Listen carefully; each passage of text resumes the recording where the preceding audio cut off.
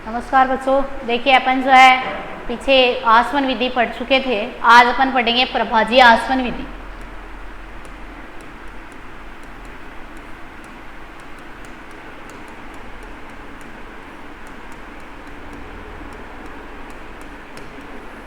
प्रभाजीय आसवन विधि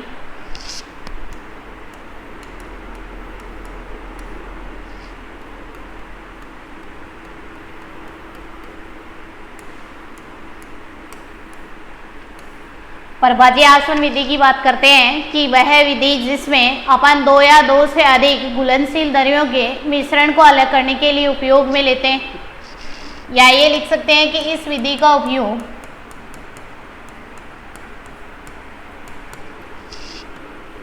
या प्रयोग दो या दो से अधिक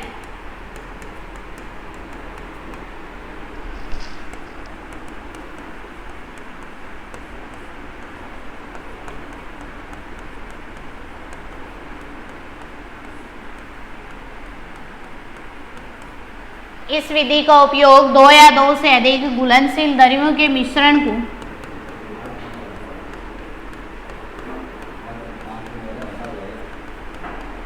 अलग करने के लिए करते हैं।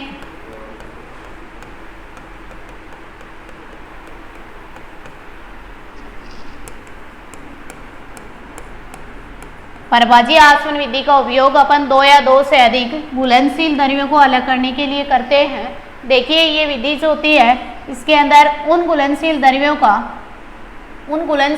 के मिश्रण को अलग करने के लिए किया जाता है जिनके क्वथनांक का अंतर 25 केल्विन से कम हो, जिनके क्वथनांक का अंतर 25 केल्विन से कम हो। अपन क्वथनांक पहले चैप्टर में पढ़ चुके हैं।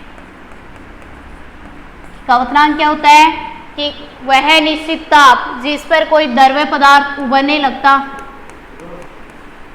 वह निश्चित ताप जिस पर कोई द्रव्य पदार्थ उबलने लगता है उसे क्वथनांक कहते हैं। जैसे अपन एग्जांपल दे सकते हैं कि जल जो होता है 100 डिग्री सेंटीग्रेड पर जब उबलने लगता है, तो इस विधि का उपयोग अपन जो है घुलनशील दो या दो से अधिक घुलनशील द्रव्यों को पृथक करने के लिए करते हैं, और जिनके क्वथनांकों का अंतर 25 केल्विन से कम हो उनके लिए करते हैं। इस विधि के अंदर अपन ये कह सकते हैं जैसे वायु जो है एक समांगी मिश्रण, वायु एक समांगी मिश्रण है, और वायु से अपन जो है विभिन्न गैसों को पृथक करने के लिए इस विधि का उपयोग किया जाता है, प्रभाजीय आसवन विधि का उपयोग किया जाता है। इस विधि में क्या करते हैं कि एक स्टैंड के ऊपर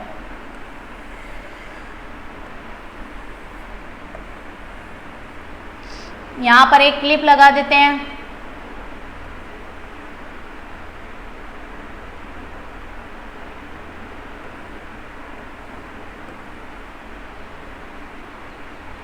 और यहाँ एक आसवन फ्लास्क लेते हैं,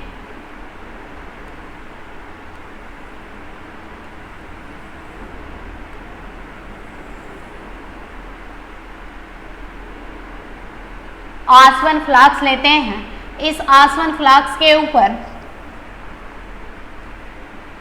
अपन जो है एक प्रभाजीय स्तंभ लगा देते हैं।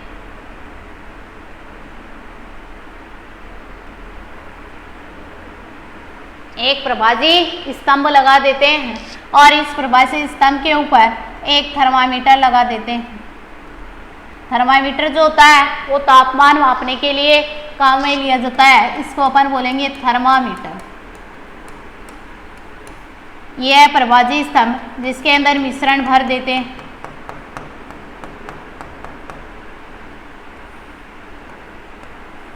इसका संप्रेक जो है एक संगणक से करवा देते हैं।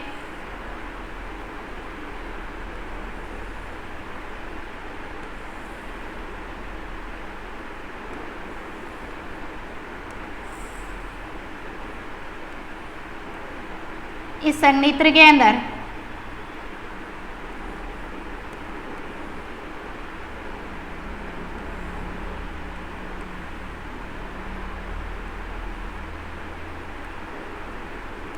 इसके अंदर जो है गर्म जल बाहर निकलता है, यहाँ जो है निर्गत जल, कि जल की आवश्यकता होती है वो निर्गत जल अंदर जा सकता।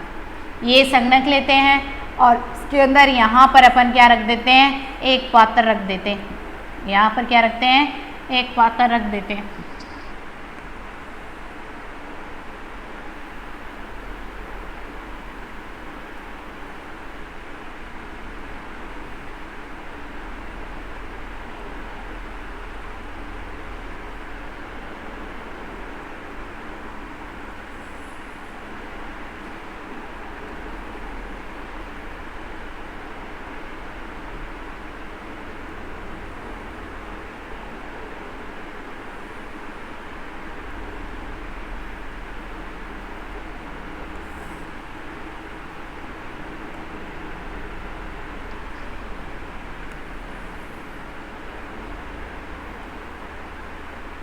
गोल पेंदे वाला एक फ्लास्क लेते हैं, गोल पेंदे वाला एक फ्लास्क लेते हैं।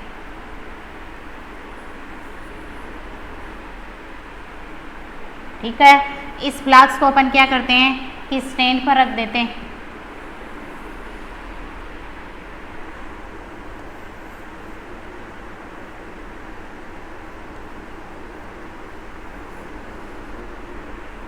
यहाँ पर एक लैंप रख देते हैं।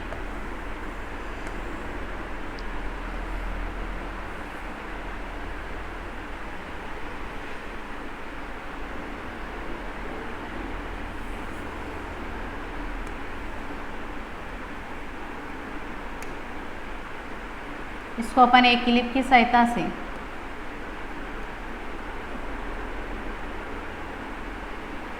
देखिए क्या करते हैं कि सर्वप्रथम हम एक जो है गोल पेंदे वाला फ्लास्क लेते हैं।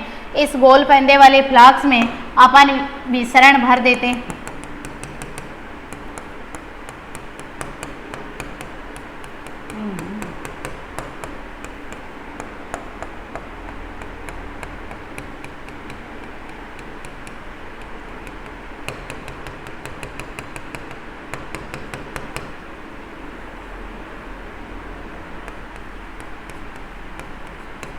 मिश्रण भर देते हैं। अब क्या करते हैं कि ये अपन ने लिया है परभाजी स्तंभ, परभाजी स्तंभ। ये जो है आसवन फ्लास्क,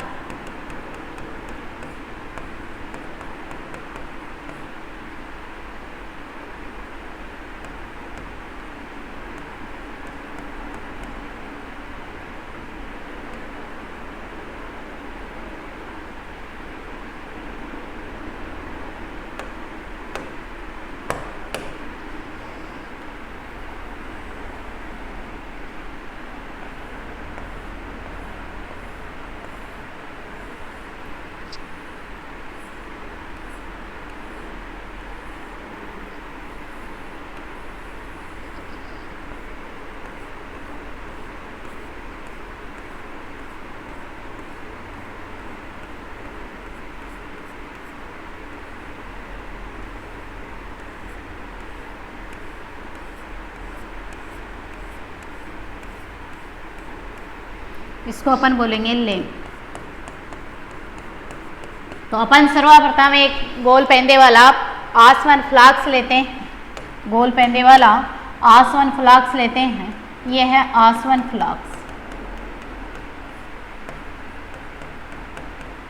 और इस फ्लास्क के अंदर मिश्रण भर देते हैं। यहाँ जो है प्रभाजी स्तंभ लिया है, इसके अंदर भी अपन को जिंक का जो है अलग करना है। जिन दो घुलनशील द्रव्यों को, एक को जो है अपन प्रभाजी स्तंभ के अंदर भर देते हैं और यहाँ जो है क्या करेंगे कि लैंप जला करके धीरे धीरे प्रभाजी स्तंभ के नीचे जो गोल पेंदे वाला फ्लास्क है उसमें मिश्रण को गर्म करना प्रारंभ करेंगे और ये गोल पेंदे वाले फ्लास्क से मिश्रण जो है वाष्प बन करके और ये होता है संघनित्र, संघनित्र के द्वारा जा करके और क्या हो जाएगा, पात्र के अंदर इकट्ठा हो जाएगा या इसको अपन दूसरे पात्र के अंदर भर लेंगे। तो अपन ये कह सकते हैं प्रभाजी आसवन विधि का उपयोग अपन दो घुलनशील द्रव्यों को अलग करने के लिए किया जाता है और इस विधि के अंदर अपन मान लीजिए वायु से ऑक्सीजन गैस को पृथक करना है तो अन्य गैसों को अपन क्या कर सकते हैं, पृथक कर सकते हैं। ये विधि जो है प्रभाजी आसवन विधि जो है आसवन विधि की तरह ही होती है, केवल फर्क इतना होता है कि यहाँ जो है गोल पेंदे वाले फ्लास्क के ऊपर एक जो है प्रभाजी स्तंभ लगाया जाता। तो इस विधि का उपयोग अपन दो घुलनशील द्रव्यों को अलग करने के लिए करते हैं जिनका क्वथनांक का अंतर 25 केल्विन से कम हो, और इसके अंदर क्या करेंगे कि लैंप जला करके मिश्रण को गर्म करेंगे। मिश्रण से जो है एक जिस पदार्थ को अलग करना है वह जो है वाष्प बन जाएगा, और वाष्प को जो है संघनित्र के द्वारा ठंडा करके दूसरे पात्र के अंदर प्राप्त कर लेंगे। अगर वायु से अपन को ऑक्सीजन गैस पृथक करनी है तो अन्य गैसें जो है वो अपन को पात्र में प्राप्त हो जाएंगी, और गोल फ्लास्क वाले पेंदे में अपन को क्या मिलेगा, ऑक्सीजन। इसके बाद में अपन बात करेंगे, ये विधि थी प्रभाजी आसवन विधि। अगर अपन को जो है वायु एक समांगी मिश्रण होता है कि ऐसा मिश्रण जिसमें पदार्थ के अवयव समान मात्रा में घुले हुए हो जिन्हें हम पृथक नहीं कर सकते, तो उसको अपन बोलेंगे वायु। देखिए वायु जो होती है एक समांगी मिश्रण है, और समांगी मिश्रण वायु में से अपन को जो है क्या करना है, इस वायु को अधिक दाब लगाकर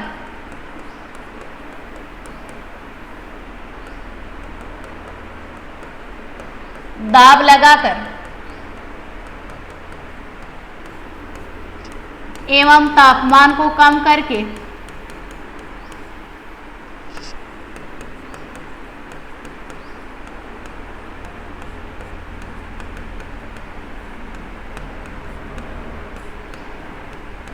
तापमान कम कर देंगे और संपीड़ित करेंगे, तो वायु जो होगी उससे जो है अपन को द्रवीय वायु प्राप्त होगी। वायु जो है वो द्रवीय वायु के रूप में प्राप्त होगी, और इस द्रवीय वायु को अपन क्या करेंगे, प्रभाजी आसवन स्तंभ से जो है अलग कर लेंगे। अगर हमें वायु में से अपन केवल ऑक्सीजन गैस को पृथक करना है तो अपन क्या करेंगे कि अन्य जो गैस है उनको दाब लगा करके अधिक दाब लगाएंगे, उनका तापमान कम कर देंगे, संपीड़ित करेंगे, तो अपन को जो है वायु द्रवीय वायु के रूप में प्राप्त होगी, और जो द्रवीय वायु के रूप में प्राप्त होगी उस वायु को अपन जो है प्रभाजी स्तंभ से गुजार करके ऑक्सीजन गैस जो है वो जो है अपन को प्रभाजी स्तंभ में प्राप्त होगी, अन्य गैसें जो है वो पृथक हो जाएगी। तो ये कह सकते हैं प्रभाजी आसवन विधि का उपयोग अपन जो है घुलनशील द्रव्यों को अलग करने के लिए करते हैं।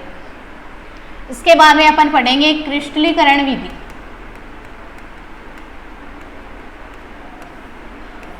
क्रिस्टलीकरण विधि, देखिए क्रिस्टलीकरण विधि जो होती है इस विधि का उपयोग अपन किस में करते हैं, क्रिस्टल बनाने के लिए करते हैं। इस विधि का उपयोग किस में करते हैं, क्रिस्टल बनाने के लिए करते हैं, या ये कह सकते हैं मिश्रण में से इस विधि का उपयोग अपन जो है मिश्रण में से शुद्ध, मान लीजिए नमक को शुद्ध करने के लिए करते हैं। जैसे नमक को शुद्ध करने के लिए करते हैं, क्रिस्टलीकरण विधि का उपयोग किया जाता है। दूसरा अपन ये कह सकते हैं कि इस विधि का उपयोग जो है अशुद्ध नमूने में से कॉपर सल्फेट के क्रिस्टल प्राप्त करने के लिए करते हैं। कॉपर सल्फेट के क्रिस्टल प्राप्त करने के लिए करते हैं। ठीक है, तो इस विधि को क्रिस्टलीकरण विधि का उपयोग अपन जो है क्रिस्टल बनाने के लिए या कोई अशुद्ध नमूना उसमें से शुद्ध जो है पदार्थ प्राप्त करने के लिए किसका उपयोग किया जाता है, क्रिस्टलीकरण विधि का उपयोग किया जाता है। अशुद्ध नमूने में से कॉपर सल्फेट के क्रिस्टल प्राप्त करने के लिए इस विधि का उपयोग करते हैं। इस विधि के लिए अपन क्या करते हैं कि अपन एक क्रियाकलाप करते हैं कि सर्वप्रथम हम एक चीनी मिट्टी की प्याली लेते हैं। क्या लेते हैं, चीनी मिट्टी की प्याली लेते हैं, और इस चीनी मिट्टी की प्याली में अपन क्या डाल देते हैं, कॉपर सल्फेट के जो है क्रिस्टल डाल देते हैं, या इसके अंदर कॉपर सल्फेट डाल देते हैं। कॉपर सल्फेट जो होता है इसका अणुसूत्र होता है CuSO4। कॉपर सल्फेट का अणुसूत्र क्या होता है, CuSO4।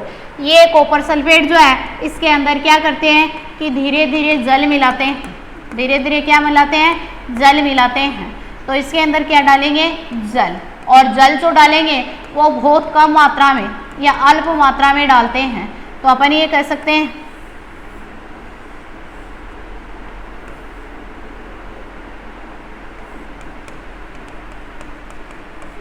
अल्प मात्रा में जल, अल्प मात्रा में जल डाल देते हैं। बाद में क्या करते हैं कि उतनी ही मात्रा में जल डालते हैं जितना विलायक घोल सकता है। जल जो है वो विलायक है, कॉपर सल्फेट क्या है, विलेय है, कि विलायक और विलेय दोनों के घुलने की क्षमता होती है, उतनी ही मात्रा में जल डालते हैं। और अल्प मात्रा में जल डालेंगे तो कॉपर सल्फेट में घुल जाएगा, तो ये क्या बन जाएगा, एक संतृप्त विलयन तैयार हो जाएगा। ये क्या तैयार हो जाएगा, एक संतृप्त विलयन बन जाएगा। संतृप्त विलयन होता है कि वह निश्चित ताप जिस पर विलायक विलेय में घुलने की जितनी क्षमता रखता है उसको अपन क्या बोलेंगे, संतृप्त विलयन। या विलायक और विलेय दोनों में जितनी घुलने की क्षमता होती है उससे बने विलयन को अपन क्या कहते हैं, संतृप्त ताप कहते हैं। तो कॉपर सल्फेट में उतनी ही बहुत कम मात्रा में जल मिलाते हैं और ये जल कॉपर सल्फेट के अंदर घुल जाता है, तो ये जो विलयन बनता है उसको अपन बोलेंगे संतृप्त विलयन। बाद में क्या करेंगे कि इसको अपन एक छानक पत्रक से ढक देंगे।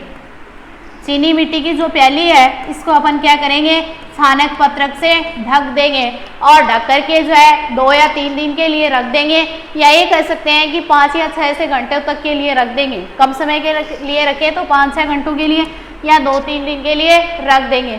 फिर हम देखेंगे कि जो है ये संतृप्त विलयन है, इससे धीरे धीरे वाष्पीकृत होगा। इसके बाद में अपन जो है इसको छानक पत्रक से ढक देंगे तो चीनी मिट्टी की प्याली के अंदर अपन को क्या प्राप्त हो जाएगा, चीनी मिट्टी की जो प्याली है उसमें अपन को क्या प्राप्त हो जाएंगे, कॉपर सल्फेट के क्रिस्टल, या अपन को जो है शुद्ध कॉपर सल्फेट प्राप्त हो जाएगा। क्या प्राप्त हो जाएगा, कॉपर सल्फेट। तो क्रिस्टलीकरण विधि का उपयोग अपन ठोस विलयन जो होता है उसमें शेष अशुद्धियों को दूर करने के लिए करते हैं। इस विधि का उपयोग अपन नमक को शुद्ध करने के लिए करते हैं। देखिए नमक जो होता है इसको अपन क्या करते हैं कि खारा पानी जो होता है उसको क्यारियाँ बना करके रोक देते हैं, उसके बाद में धीरे धीरे वो जो है सूख जाता है, उससे जल वाष्पीकृत हो जाता है और क्या बच जाता है, वहाँ पर जो है नमक शेष बच जाता है। उस नमक को अपन जो है प्राप्त करते हैं तो उसके अंदर जो है मैग्नीशियम क्लोराइड की, कैल्शियम क्लोराइड की अशुद्धियाँ घुली हुई होती हैं। इन अशुद्धियों को हटाने के लिए अपन किस विधि का उपयोग करते हैं, क्रिस्टलीकरण विधि का उपयोग कर सकते हैं। आजकल जो है अपने घरों के अंदर जो जल संग्रह यंत्र लगा हुआ होता है या जिसको अपन आरा कहते हैं, ये जो है जल को शुद्ध करने के लिए काम में लिया जाता है। ये थी अपनी विधियाँ। अब अपन क्या करेंगे कि अपन परिवर्तन के बारे में पढ़ेंगे। नेक्स्ट अपना टॉपिक है परिवर्तन। नेक्स्ट अपना टॉपिक है परिवर्तन।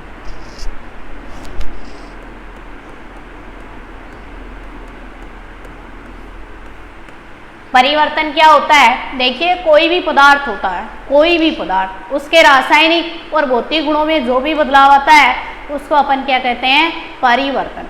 कि कोई भी पदार्थ है उसके रासायनिक और भौतिक गुणों में परिवर्तन आता है उसको अपन क्या कहते हैं, परिवर्तन। जैसे मोमबत्ती जो है जलती है वो क्या है, एक परिवर्तन है। लकड़ी जो है उसको टुकड़ों में काटते हैं वो एक परिवर्तन हो रहा है, पदार्थ का परिवर्तन हो रहा है। जैसे आटे से रोटियां बना रहे हैं तो ये भी क्या है, एक परिवर्तन है। तो किसी पदार्थ के भौतिक एवं रासायनिक गुणों में जो बदलाव आता है उसे क्या कहते हैं, परिवर्तन। किसी पदार्थ के भौतिक एवं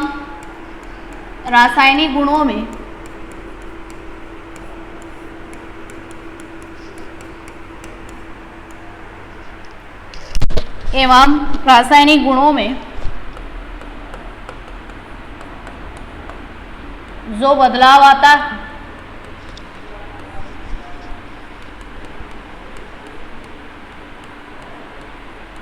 उसे परिवर्तन कहते हैं, उसे परिवर्तन कहते हैं। कोई भी पदार्थ है उसके भौतिक और रासायनिक गुणों में जो भी बदलाव आता है उसको अपन क्या कहते हैं, परिवर्तन कहते हैं। देखिए परिवर्तन जो है दो प्रकार का होता है।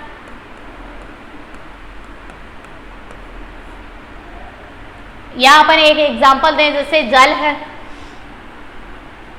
या कोई भी एक पदार्थ है जैसे जल। जल का परिवर्तन किस प्रकार से होता है? देखिए जल जो है इसका अणुसूत्र होता है H2 और जल को जो है अगर अपन जमाते हैं तो क्या बन जाती है? बर्फ बन जाती है। बर्फ क्या है? जल जो है एक सॉलिड अवस्था में है, ठोस अवस्था में है। ये जल जो होता है इसको अगर अपन तापमान देते हैं, इसको अगर अपन तापमान देते हैं तो ये किस में कन्वर्ट हो जाता है? बर्फ जो होती है इसको तापमान देते हैं तो ये ठोस अवस्था से किस में बदल जाता है? जल में बदल जाता है, पानी में बदल जाता है। और इस जल को और अधिक तापमान देते हैं, गर्म करते हैं तो ये किस में बदल जाता है? वाष्प या भाप में बदल जाता। किस में बदल जाता है? वाष्प या भाप में। जो गैसीय अवस्था में है तो इसका नाम दे देंगे वाष्प या भाप। ठीक है, तो सर्वप्रथम हम बर्फ जो है जल का परिवर्तन देखते हैं कि बर्फ है, बर्फ जमी हुई है, ये ठोस अवस्था में पाई जाती है। इसको अगर अपन तापमान देते हैं तो ये जल में कन्वर्ट होती है, जो द्रवावस्था में होता है। जल को और अधिक तापमान देते हैं तो ये वाष्प या भाप बनती है जल से। ये वाष्प या भाप जो होती है इसको अगर अपन ठंडा करते हैं तो क्या बन जाता है? जल बन जाता है। जल को अगर अपन जमाते हैं तो वापस अपन को क्या बन जाता है? बर्फ जो है प्राप्त हो जाती है। तो ये जल की क्या हुआ? अवस्था के अंदर परिवर्तन हुआ। तो किसी भी पदार्थ के भौतिक और रासायनिक गुणों में जो भी बदलाव आता है उसको अपन क्या कहते हैं? परिवर्तन कहते हैं। देखिए दूसरा अपन और एग्जाम्पल दे सकते हैं, जैसे कोयले का जलना। कोयले का जलना और यह कह सकते हो दहन। जलना या दहन जो होता है वो ऑक्सीजन की उपस्थिति में होता है। तो अपन ये लिखेंगे कि कार्बन है, कार्बन है। कार्बन का अणुसूत्र प्रतीक क्या होता है? C। सॉलिड अवस्था में है तो लिख दिया S+। सॉलिड का होता है ठोस, ठोस के लिए लिखते हैं S। कार्बन जो है ये ऑक्सीजन के साथ अभिक्रिया करता है, या कार्बन को अगर अपन जलाते हैं तो ये ऑक्सीजन के साथ जलता है। ऑक्सीजन क्या है? एक गैस है और इसका जो है अणुसूत्र हो जाएगा O2 और इसके ब्रैकेट में लिख देंगे G, गैस। क्या बन जाएगा?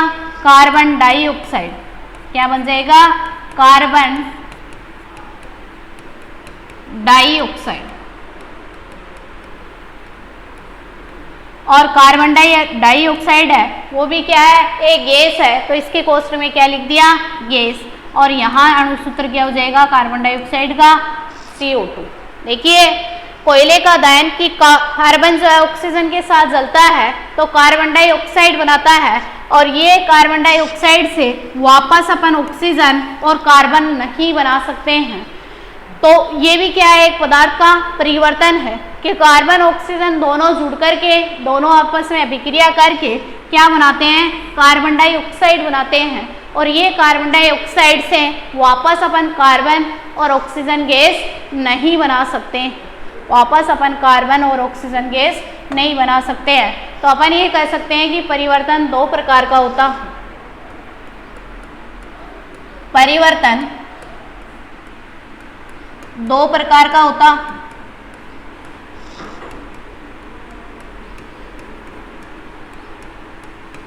एक अपन पढ़ेंगे भौतिक परिवर्तन,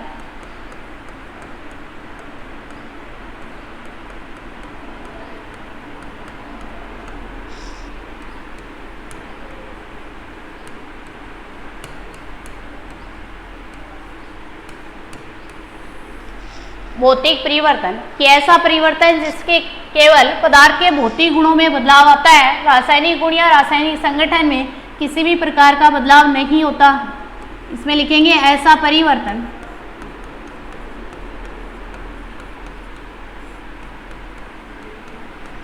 जिसमें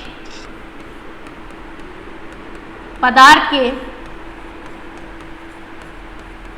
केवल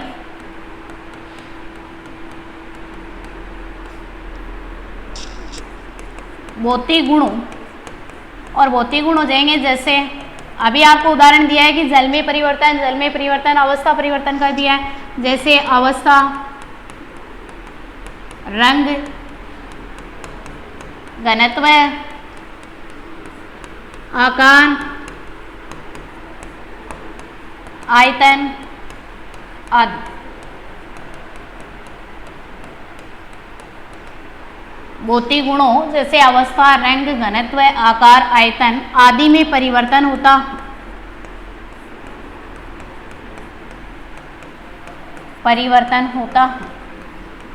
परंतु पदार्थ के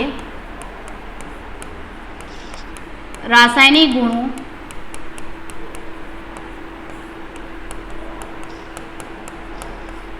या रासायनिक संगठन में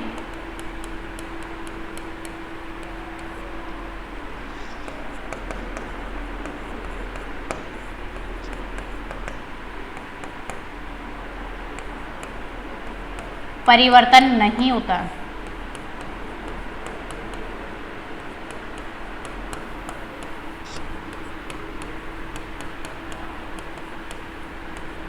भौतिक परिवर्तन कहलाता।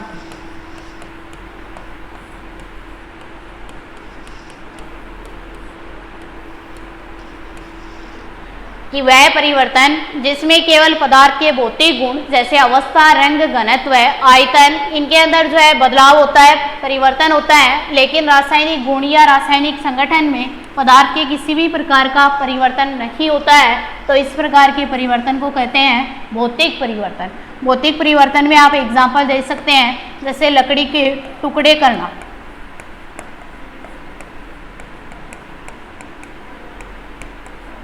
लकड़ी के टुकड़े करना या लकड़ी को जो है गुटकों में तोड़ना। दूसरा और एग्जाम्पल दे सकते हैं, जैसे कांच का टूटना, और एग्जाम्पल दे सकते हैं जैसे मोम का पिघलना,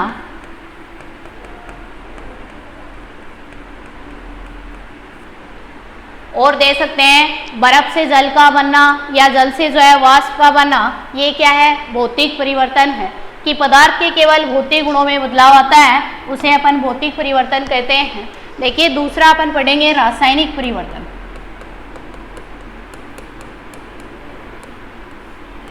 रासायनिक परिवर्तन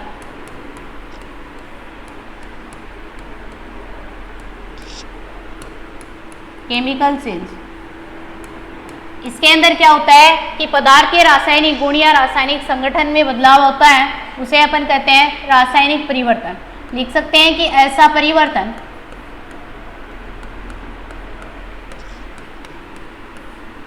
जिसमें पदार्थ के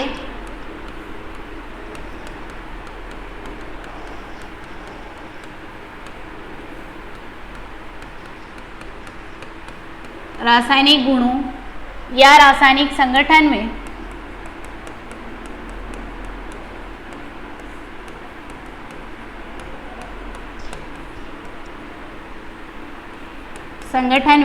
परिवर्तन होता।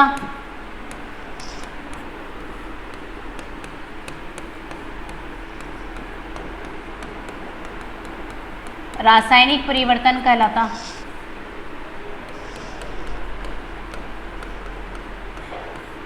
रासायनिक परिवर्तन कहलाता। देखिए रासायनिक गुणों में या रासायनिक संगठन में परिवर्तन होता है, उसको अपन बोलेंगे रासायनिक परिवर्तन। रासायनिक परिवर्तन में अपन एग्जाम्पल दे सकते हैं, जैसे कार्बन का या कोयले का दहन। कोयले का दहन, कोयले का दहन देखिए कोयला जो है इसको अपन बोलेंगे कार्बन। कार्बन का प्रतीक चिन्ह होता है C। ये सॉलिड अवस्था में पाया जाता है, ठोस अवस्था में पाया जाता है, इसलिए इसके ब्रैकेट में अपन लिखेंगे S। ये जो है ऑक्सीजन की उपस्थिति में, ऑक्सीजन क्या है? गैस है, तो इसके ब्रैकेट में अपन लिख देंगे गैस G। देखिए कार्बन ऑक्सीजन आपस में अभिक्रिया करके क्या बनाते हैं? कार्बन डाइऑक्साइड गैस बनाते हैं। कार्बन डाइऑक्साइड गैस जो है,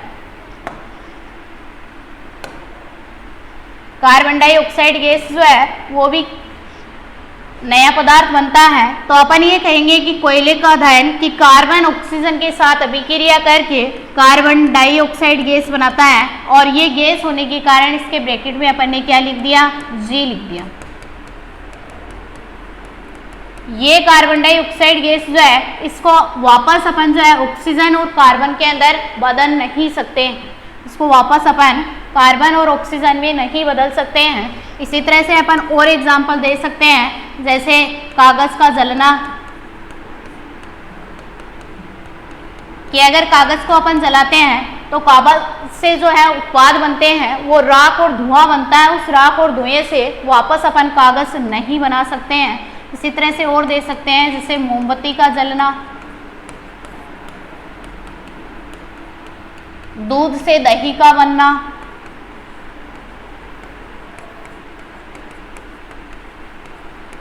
दूध से दही का बनना। और एग्जाम्पल दे सकते हैं, जैसे लोहे पर जंग का लगना। देखिए इसके बाद में अपन अंतर पढ़ेंगे जो नेक्स्ट क्लास में। धन्यवाद।